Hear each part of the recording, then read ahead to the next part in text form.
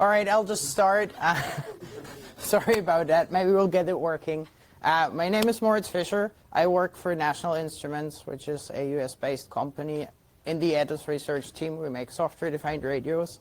Outside of building software-defined radios, which you can learn about in the SDR track that my colleagues are organizing, I am also one of the kernel maintainers for the FPGA-Manager framework.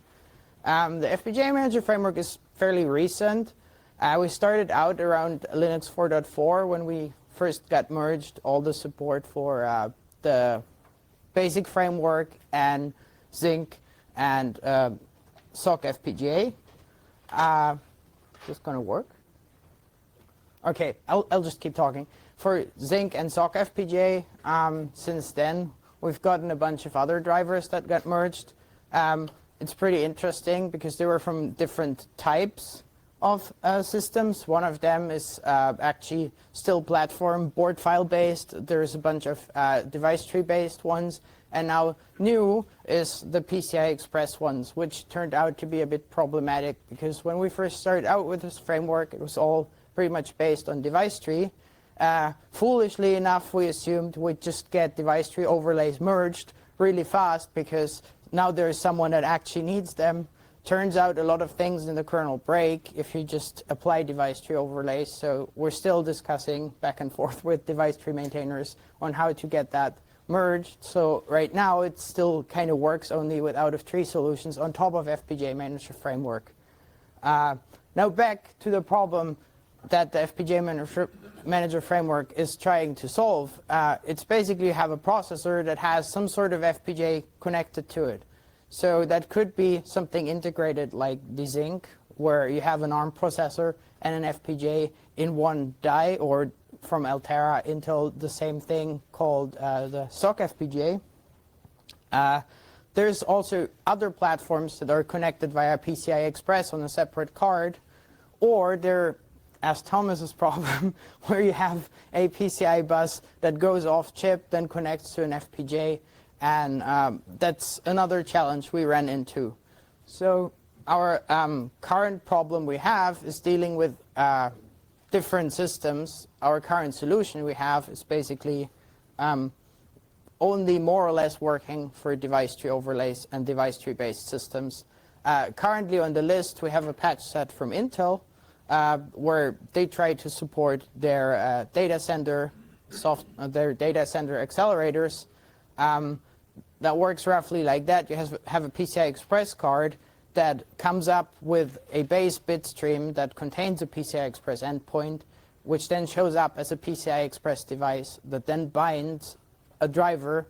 And this driver then probes the other things that are in there by means of what they call DFL, which is some sort of self-describing compressed version of a device tree, more or less. So it describes what kind of hardware is in the FPGA image, and then we can go and probe that, instantiate platform devices using that, and then create a userland interface that is currently very specific to Intel, but we're trying to figure out if we can generalize that to make cases work, because there's other cases where you have discoverable buses where all we need to do basically is trigger reconfiguration, and we can make the other things happen magically again.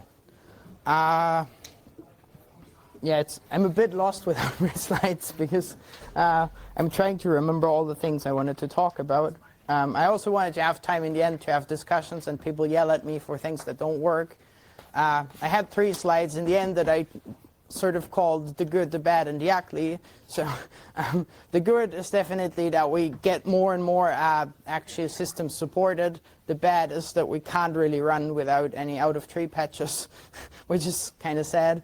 And the ugly is there's some use cases we currently flat out don't support, like yours, which is just reprogramming an FPGA from userland and then using other kernel interfaces like PCI Express to scan what's in there. Steps that we've taken in that direction is we have split out the device tree specific code and split the FPGA region, which I'll soon have slides for as it looks.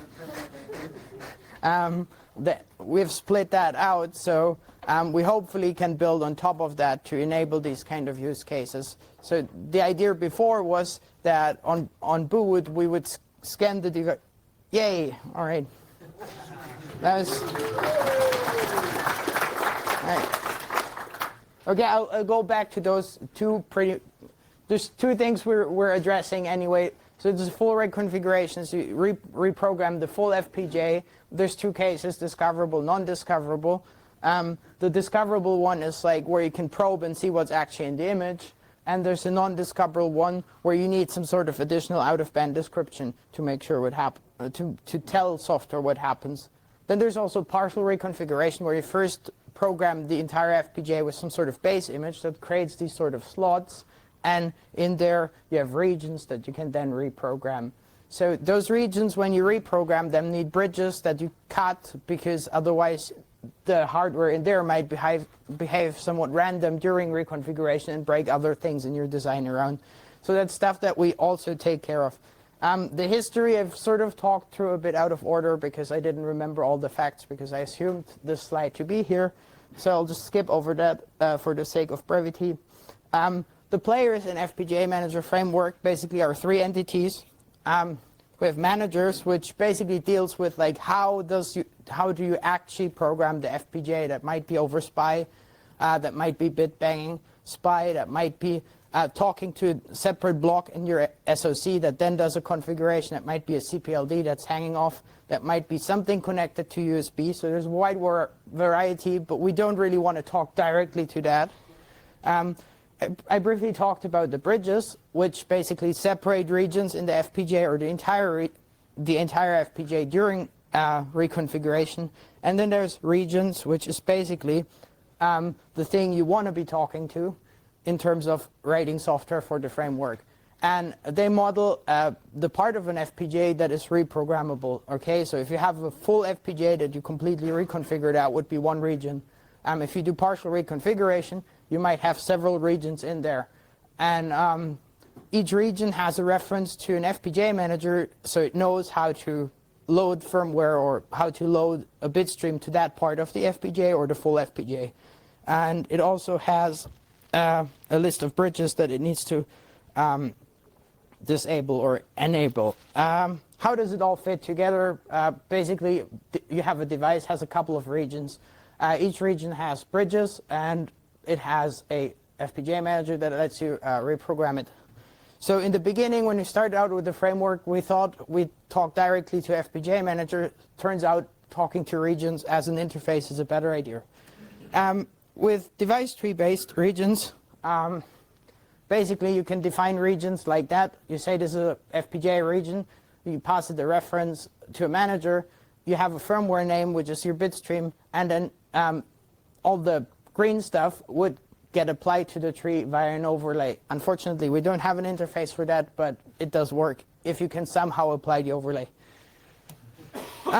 Regions revamped, that was the refactoring that I talked about before. Basically, we're trying to separate out the device tree code that all lived in FPGA regions.c, split out the OF part for device tree. So now we needed to make it possible to register FPGA regions. So this would allow you to bring your own device, to bring your own region from a device, and also to unregister if your device goes away.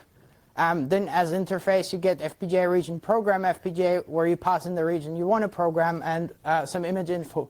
As part of that image info, you bring your buffer that comes from wherever. So that is, again, sort of bring your own buffer.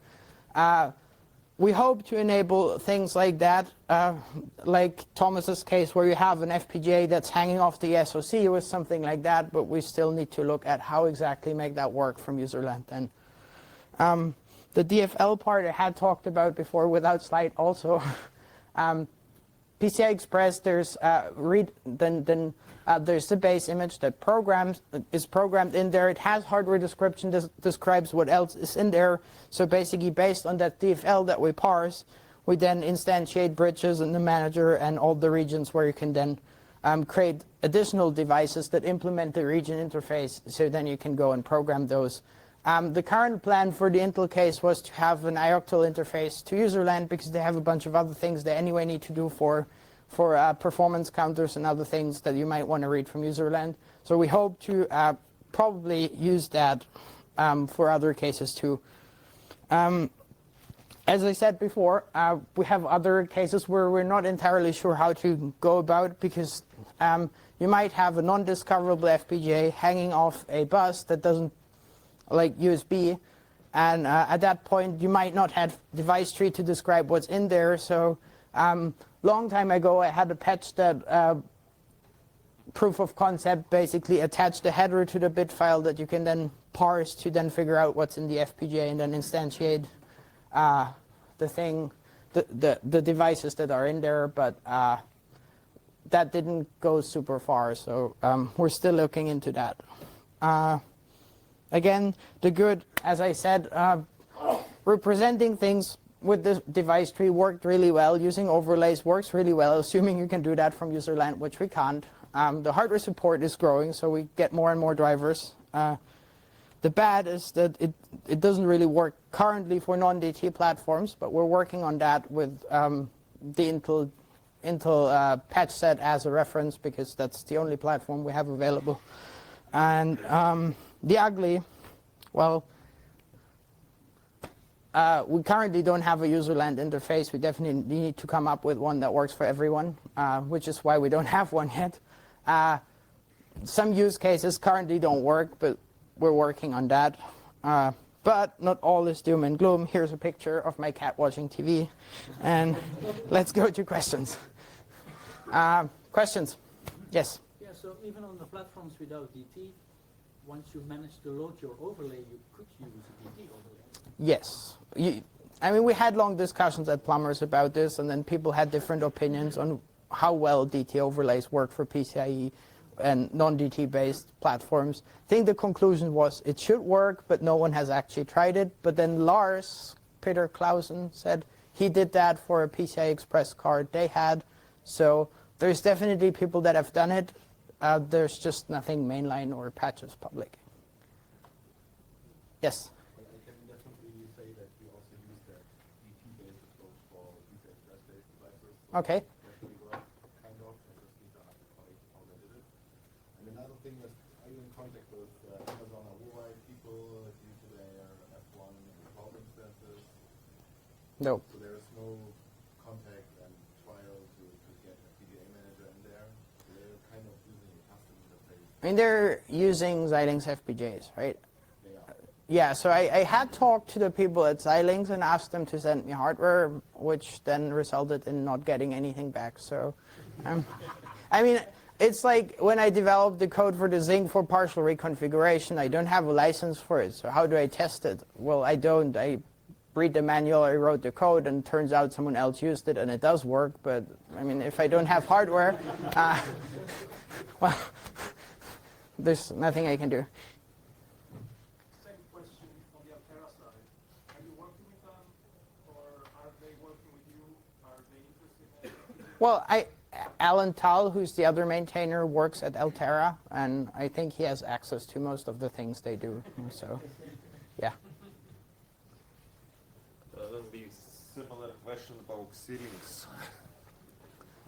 Whether they work with us? Yes. For the Zinc, yes. For Zinc MP, I think they have in their own tree an FPGA-Manager driver. However, that depends on some firmware code that they're, I think, in the process of upstreaming. So ultimately, Zinc MP should come into place. However, the whole thing with Zinc MP is a bit complex because they have all these different processors, and it's not clear who does what for every setup. So it's a bit more difficult than for the simple case where you have one processor that's in charge of doing something. But yes? So for Zinc MP, the partial reconfiguration thing, I think requires a license or something. Yes. So how does this work? You communicate with the license manager before you do the reconfiguration? Oh, no, it's for actually creating the bit streams where you need the license. Okay. I mean, in our use case, I can talk about us, why we don't do that as a company. I mean, we sell something to people, and everything, our whole FPGA code, everything is open source, and we want people to recreate the images we make for our hardware, but the fact that there's no free license available keeps us from using the feature, which otherwise is really cool because you can do things like the Intel DFL things where you don't take down your PCI Express link during reconfiguration. Yes? We currently have the same problem with a lot of FPGA images and a lot of device trees. And ideally, we'd like to merge them in a single thing. So we can either bind them together in a single image, or you can actually put device inside the FPGA image like block RAM. Yeah, but that's expensive, right? Block RAM. 4K, yeah, our images are very, very big, so it's just a matter of that. It makes things a lot easier. So you actually query the FPGA over the PCI for a piece of device tree, which is not ideal, but yeah, you have to do something. Yeah, that would be so. Yeah, it didn't respond to. I didn't reply any. Repeat any of the questions, but the question was like whether you can bake in the image info into the hardware description into the image, and yeah, that gets you back to the discoverable case because suddenly you can look at what's in there. That's what Intel does with the DFL. My proposal was to use flattened device tree to sort of standardize. So we'd create a little header that goes on every bit stream. I mean, it seemed smarter to me than baking it inside. I mean, because storage on your SD card or wherever is way cheaper than sacrificing block RAM, which in smaller FPGAs you run out fast. The problem is that we don't know if the image gets loaded at some point, and we kind of lose the image. So we don't know who loads it, and at a later point, the driver has to determine what it should do. Well, the workaround we have for that is we have sort of like a revision register that we then read and figure out, okay, what's loaded. Okay.